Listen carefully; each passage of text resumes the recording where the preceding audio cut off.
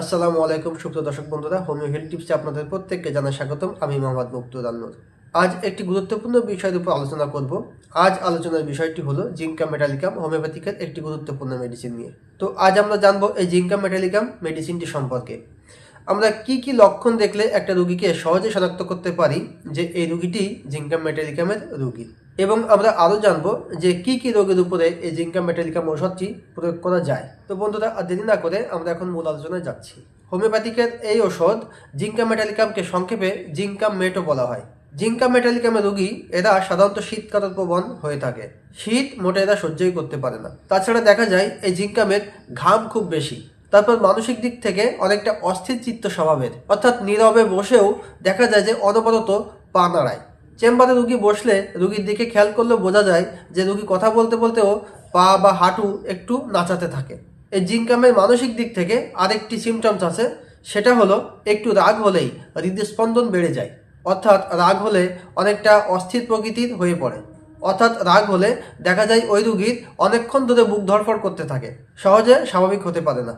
তাছাড়া ভীতু ও নার্ভাস টাইপের হয়ে থাকে এরা। খাদ্য খাবারের ভিতরে জিঙ্কামের রোগীরা মিষ্টিকে অপছন্দ করে। মিষ্টি বা মিষ্টি জাতীয় খাবার এরা পছন্দই করে না।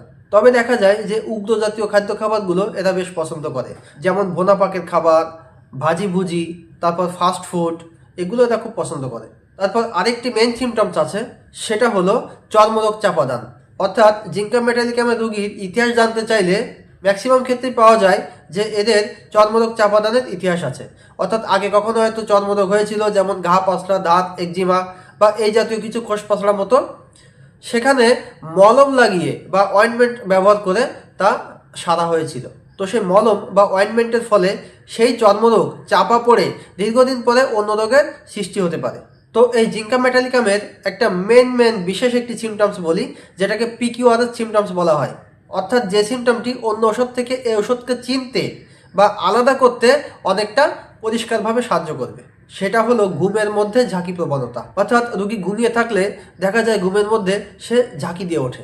যদিও এই লক্ষণটি থুজ অক্সিডেন্টালিসেও আমরা দেখতে পাই। তো বন্ধুরা, যে সিমটমগুলো নিয়ে এখন আলোচনা করলাম, এই ওষুধে রোগী চিনতে এই লক্ষণ কটাই কিন্তু যথেষ্ট।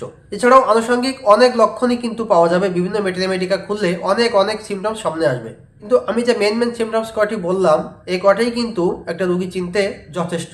এখন আমরা জানবো যে এই মেডিসিনটি কি কি রোগে ব্যবহার করা যায়। যদিও হোমিওপ্যাথি চিকিৎসা শাস্ত্রে সবসময় বলে যে রোগকে না, রোগীকে চিকিৎসা করো।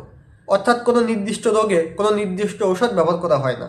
ব্যক্তি স্বাতন্ত্র্য ভেদে ওই রোগীর ক্ষেত্রে যে ঔষধটি প্রযোজ্য হবে, সিমটমস অনুযায়ী সাদৃশ্যতা পাবে, সেই ঔষধটি প্রয়োগ করতে হয়।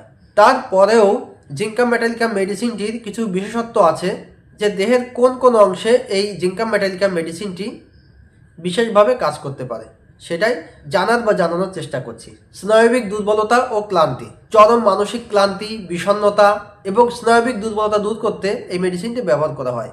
তবে অন্য সিমটম যেগুলো বললাম, সেগুলো অবশ্যই সেই রোগীর মাঝে থাকা চাই। তারপর খিঁচুনি বা কাঁপুনির ক্ষেত্রে এই জিঙ্কাম মেটালিকাম মেডিসিনটি ব্যবহার করা হয়। যেমন শরীরের পেশিতে অনিচ্ছাকৃত কাঁপুনি বা খিঁচুনি এবং পায়ের ক্রাম্পের চিকিৎসায় এটা অত্যন্ত কার্যকর। তারপর মস্তিষ্কের সমস্যায়ও এটা ভালো কাজ করে। মস্তিষ্কের ধীর কার্যকারিতা, ভুলে যাওয়া এবং মেরুদণ্ডের স্নায়বিক চিকিৎসায় এটা কাজ করে থাকে। তারপর অনিদ্রা ও অস্থিরতা, রাতে ঘুমের মধ্যে পা নাড়ানো বা অস্থিরতা এবং ঘুমের ব্যাঘাত ঘটা, এই সমস্যায়ও কার্যকর ভূমিকা রাখে। তারপর মাথা ব্যথা ও চোখের সমস্যা, পুরাতন মাথা ব্যথা, মাথার মধ্যে ভারবোধ, চোখের পাতা ভারী হয়ে যাওয়া বা চোখ জ্বালা পোড়া করা, এই সমস্যাগুলোও জিঙ্কাম কার্যকর। এই সমস্যাগুলি ছাড়াও হজম শক্তি, তারপর পিঠের ব্যথা এবং নারীদের মাসিকের অনিয়মিত সমস্যার উপরেও এটা ভালো কাজ করে। তবে যে সমস্যাগুলোর কথা বললাম বা রোগের কথা বললাম, এই রোগ বা সমস্যার পাশাপাশি প্রথমে যে লক্ষণগুলো আমি বলে নিয়েছি, সে লক্ষণগুলো কিন্তু অবশ্যই রোগীর মাঝে আছে কিনা দেখে নিতে হবে। লক্ষণ না মিললে আন্দাজ মতো কখনোই ওষুধ প্রয়োগ করা উচিত হবে না। এক্ষেত্রে সাহায্যের জন্য আমার কাছে ফোন করতে পারেন, আমি আপনাদের হেল্প করব, অথবা কোনো রেজিস্টার্ড হোমিও চিকিৎসকের কাছেও আপনারা পরামর্শ নিতে পারেন। তো বন্ধুরা, আজকের ভিডিওটি এ পর্যন্তই। কেমন লাগলো আজকের ভিডিওটি অবশ্যই সেটা কমেন্ট বক্সে জানাবেন। আর বন্ধুদের সাথে ভিডিওটি শেয়ার করতে একদমই ভুলবেন না, কেননা ভিডিওটি কারো না কারো কাজে লেগে যেতে পারে। তো ভালো থাকবেন, সুস্থ থাকবেন আর হোমিও হেলথ টিপসের সাথেই থাকবেন। ধন্যবাদ সবাইকে। আল্লাহ হাফেজ।